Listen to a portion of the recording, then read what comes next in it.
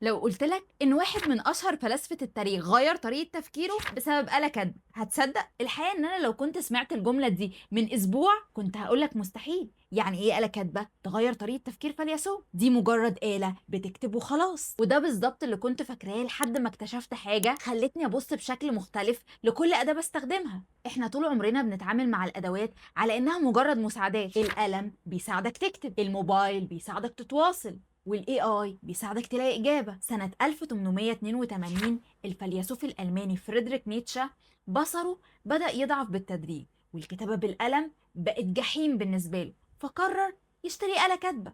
قرار عادي، بس اللي حصل بعد شهور ما كانش عادي خالص. اسلوب نيتشه اتغير تماما، الجمل الطويله المعقده اللي كان بيعتمد عليها اختفت بالتدريج، والجمل القصيرة بقت هي الأساس. ولما سألوه عن السبب كتب جملته الشهيرة: أدوات الكتابة لا تكتب لنا فقط بل تشارك في تشكيل أفكارنا. طب لو آلة كاتبة بدائية قدرت تغير طريقة تفكير فيلسوف، يبقى إيه اللي ممكن تعمله في دماغنا؟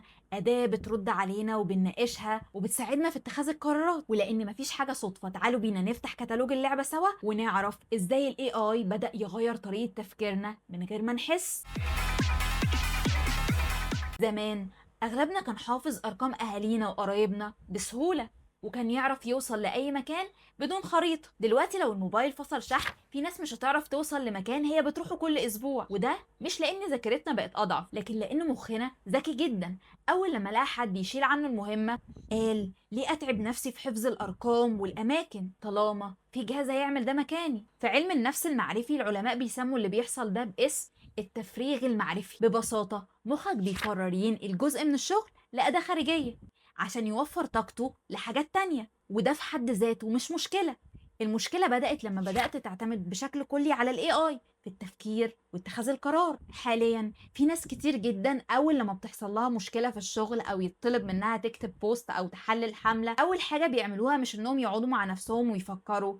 أول حاجة بيعملوها إنهم بيروحوا للشات ويكتبوا له: اكتب لي او حلل لي، والألعن ان الشات بيطلع لك اجابه شكلها منظم ومنسق، فدماغك بتتخدع وتقول كده الاي اي مش هيعمل حاجه غلط، وبالتالي مخك مع الوقت بيفقد مهاره الشك والتحليل. والنتيجه ان احنا واحده واحده ومن غير ما نحس بقينا بنكتب بنفس الطريقه وبنطلع نفس الافكار، لان الاي اي في الاخر متدرب على المتوسط الحسابي لافكار ملايين البشر. يعني دايما هيطلع لك الافكار المنطقيه المتوقعه والآمنة.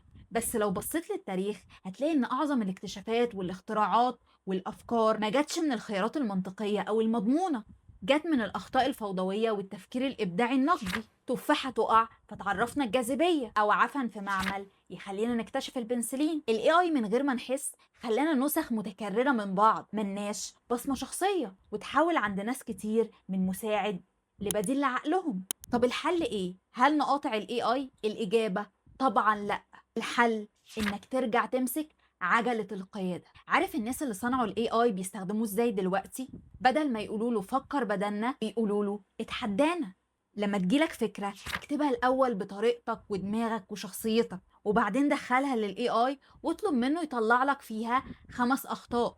هنا انت ما سلمتش عقلك للاي اي، انت خليته يساعدك في تطوير فكرتك. الاي اي يقدر يختصر وقتك ويساعدك تنجز، لكن في حاجة واحدة بس مستحيل اي اداة تعملها مكانك: انها تكون انت. فاستخدم الاي اي عادي جدا، بس اوعى تخليه يمسح بصمتك الشخصية في التفكير والابداع.